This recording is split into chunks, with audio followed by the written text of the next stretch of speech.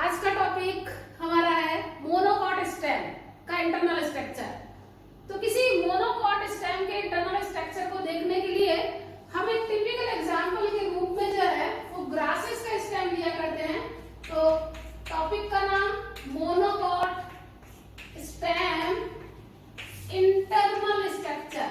अब मैं चाहे इंटरनल स्ट्रक्चर बोलूं और चाहे मैं क्या बोलूं एनाटॉमी। ओके, तो जैसे कि एक एग्जांपल के तौर पे हमने क्या लिया, मान लिया ग्रेमिनी फैमिली या जिसे मैं कहूं पोएसी, है ना, ग्रेमिनी या पोएसी का ट्रिटिकम एस्टिवम या फिर मैं क्या कहूं उसी को वीट, है ना, ट्रिटिकम एस्टिवम या वीट के स्टेम का एग्जांपल के तौर पे हम जो है डायग्राम बनाते हैं या स्टडी करते हैं। अब फिर मैंने पहले भी कहा था कि जब भी इंटरनल स्ट्रक्चर करना हो तो हमें टीएस काटना होता है। तो ये कौन सा सेक्शन है, ट्रांसफर। तो टीएस ऑफ मोनोकॉट स्टेम।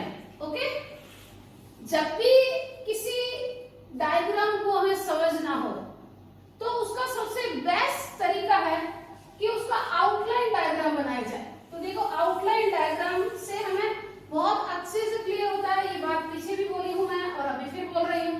तो ये क्यूटिकल, ओके, बहुत ही फास्ट स्पीड में बनाऊंगी मैं। ये हमारा एपिडर्मिस, है ना, तो क्यूटिकल सिक्रीटी किसके द्वारा होती है, एपिडर्मिस के द्वारा। तो ये एपिडर्मिस हो गया, ठीक। अब देखो ये मोनोकॉट है बेटा जी, तो मोनोकॉट है, इसका मतलब एंडोडर्मिस, पेरिसाइकिल वगैरह कुछ भी नहीं होगा। ओके, एपिडर्मिस के ठीक नीचे यहाँ पैचेस के फॉर्म में हाइपोडर्मिस, स्क्लेरेंकाइमेटस पाई जाती है। ये जो मैं डॉटेड बनाती हूँ थोड़ा सा सुंदर दिखता है, आपको जरा ढंग से समझ में आ जाता है, इसलिए मैं ये इस तरह से, मेरे कहने का मतलब क्या है, यहाँ पैचेस के फॉर्म में स्क्लेरेंकाइमेटस टिश्यू है, लेकिन बाकी सारा का सारा पोर्शन, मतलब कि मैं यहाँ तक बता भी कह रही हूँ, इसके बीच बीच में भी पेरेंकाइमेटस टिश्यू होते हैं। और ये पेरेंकाइमेटस टिश्यू पूरे के पूरे पार्ट में ऐसे डिस्ट्रीब्यूट होते हैं और ये डिस्ट्रीब्यूटेड अनडिफरेंशिएटेड पार्ट क्या कहलाएगा, ग्राउंड टिश्यू कहलाएगा। तो जैसा कि डाइकोट पिछले वीडियो में देखा था, वहां क्या थी, हाइपोडर्मिस के बाद अंदर एंडोडर्मिस थी, पेरिसाइकिल था, मेडुला था, मेडुलरी रेस थी, फिर रिंग में अरेंज वेस्कुलर बंडल थे। ऐसा यहाँ नहीं होता है। ओके, और स्टेम, हेयर और स्टोमेटा भी अ फ्यू नंबर में प्रेजेंट होते हैं। ठीक है, तो ये क्या थी हमारी, क्या थी अभी देखो, यहाँ पर भी हम बनाएंगे और यहाँ पर भी बनाएंगे। देखो ये पोर्शन क्या है, क्यूटिकल। ठीक है, जब भी किसी की स्टडी करनी है तो मैंने आपको बोला था कि यहाँ तक का पोर्शन हम ले लेते हैं। ठीक है, तो ये बड़े सिंपल है, तो पहले हम इसका लेबलिंग कर रहे हैं, उसके बाद अंदर चढ़ेंगे। तो ये इसके ठीक नीचे कौन, एपिडर्मिस। तो यहाँ पर भी ये क्या हुई, एपिडर्मिस। क्लियर, एपिडर्मिस के ठीक नीचे देखो आप, ये दिख रहा है बंचेस के फॉर्म में।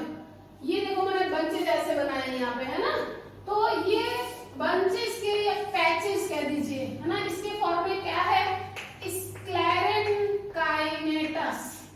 स्क्लेरेंकाइमेटस हाइपोडर्मिस होती है, स्क्लेरेंकाइमेटस हाइपोडर्मिस होती है, जो कि मोनोकॉट स्टेम को स्ट्रेंथ, मैकेनिकल स्ट्रेंथ प्रोवाइड करती है। क्योंकि मोनोकॉट स्टेम में सेकेंडरी ग्रोथ तो होता नहीं है, तो फिर मैकेनिकल स्ट्रेंथ कौन देगा, ये स्क्लेरेंकाइमेटस टिश्यू देते हैं। अब नेक्स्ट आते हैं कि इसके अंदर का सारा पोर्शन क्या है, पेरेंकाइमेटस है। तो ये देखो, ये जो ग्रीन पार्ट बना रखा है, ये सारा का सारा पेरेंकाइमेटस है। और ये पोर्शन पूरा का पूरा क्या कहलाता है, जैसे मैं इसको यहाँ से बना देती हूँ, ये ग्राउंड टिश्यू कहलाता है। क्या कहलाता है, ग्राउंड टिश्यू। और कैसा होता है ये, पेरेंकाइमेटस होता है, पेरेंकाइमेटस। ओके, तो ये सॉफ्ट टिश्यू है, लिविंग टिश्यू है, फूड स्टोरेज में काम आते हैं। और इसमें क्लोरोप्लास्ट होता है, तो ये फोटोसिंथेसिस में करते हैं, तो ये फोटोसिंथेसिस करते हैं।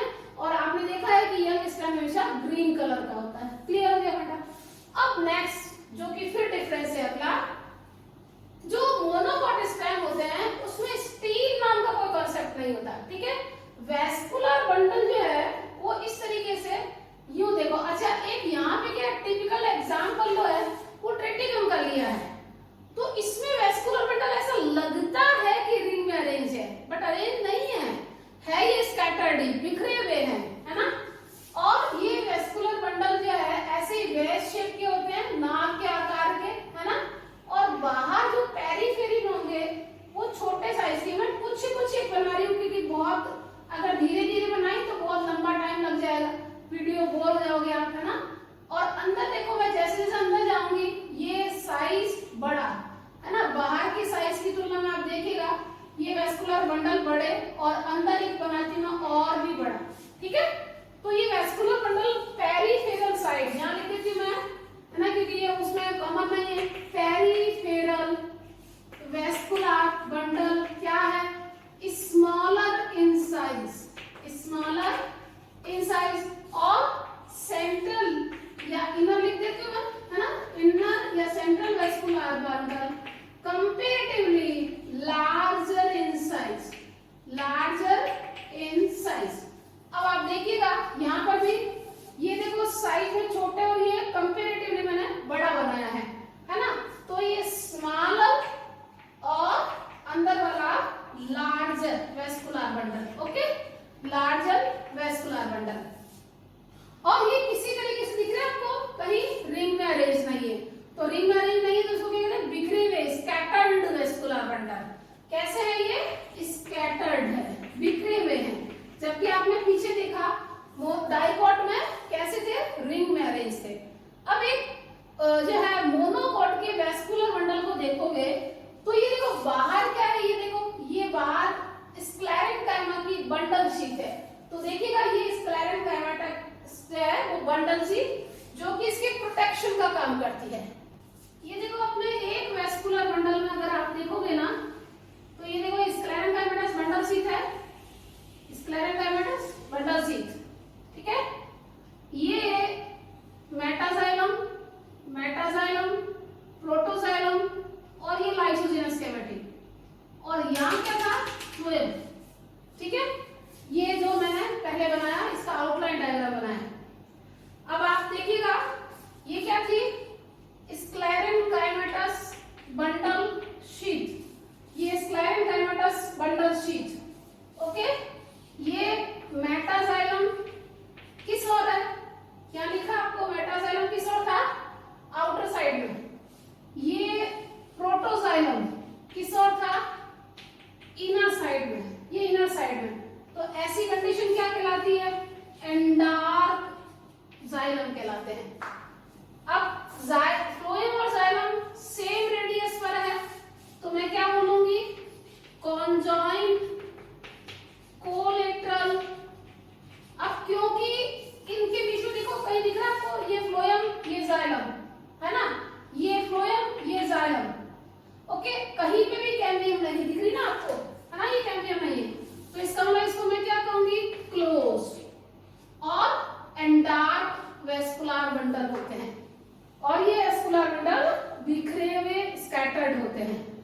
तो अब एक बेसिक अगर मैं कैरेक्टर, जो फंडामेंटल कैरेक्टर मोनोकॉट के, जो कि आपने डाइकॉट का पिछले पढ़ चुके हो, तो 4 लाइन में क्लियर हो जाता है। सबसे पहले एपिडर्मिस, उसके ऊपर क्यूटिकल, स्ट्रोमेटा और जो ट्राइकोम अ फ्यू नंबर में, स्क्लेरेंकाइमेटस एपिडर्मिस जो है पैचेस के फॉर्म में, जो कि इसको मैकेनिकल स्ट्रेंथ प्रोवाइड करती है।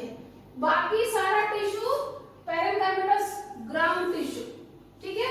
उसके बीच में वेस्कुलर बंडल बिखरे हुए, आउटर वाले स्मॉलर और इनर वाले लार्जर साइज में। एक वेस्कुलर बंडल सी द्वारा जो है कवर्ड होता है, जो उसको प्रोटेक्शन देता है। आउटर साइड में फ्लोएम यानी एक्टोफ्लोइक कंडीशन कहलाती है, इनर साइड में जाइलम, मेटाजाइलम बाहर की तरफ और प्रोटोजाइलम अंदर की तरफ, तो उसे हम क्या कहते हैं?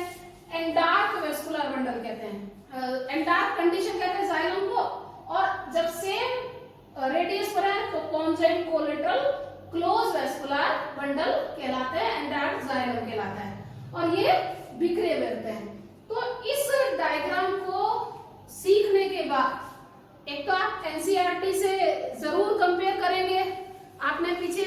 डाइकॉट देखा था और अभी ये मोनोकॉट देखा है। तो ये डाइकॉट और ये मोनोकॉट है ना, ये डाइकॉट का आउटलाइन, ये मोनोकॉट का आउटलाइन।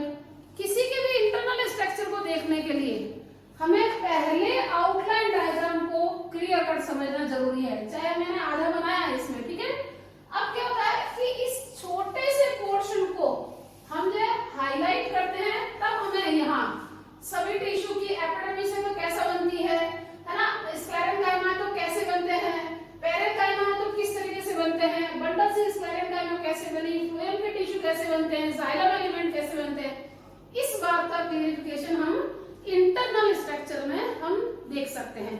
तो ये वीडियो आपको पसंद आया होगा और आपके बहुत काम का है, चाहे वो कोई भी पेपर हो, NEET, AIIMS, NSO, olympiad, NTSC, STSC, even then school exam, lab student, college exam, even RPSC, UPSC के एडमिनिस्ट्रेटिव एग्जाम, उनमें भी कॉन्सेप्ट सारे एनसीईआरटी से आते हैं। तो 11th और 12th की एनसीईआरटी बहुत ही इंपॉर्टेंट होती है। तो मैं इससे पहले भी काफी सारे वीडियो डाल चुकी हूँ और आगे भी मैं पूरे सिलेबस के वीडियो डालूंगी। तो आप लाइक कीजिएगा, सब्सक्राइब कीजिएगा और कमेंट कीजिएगा।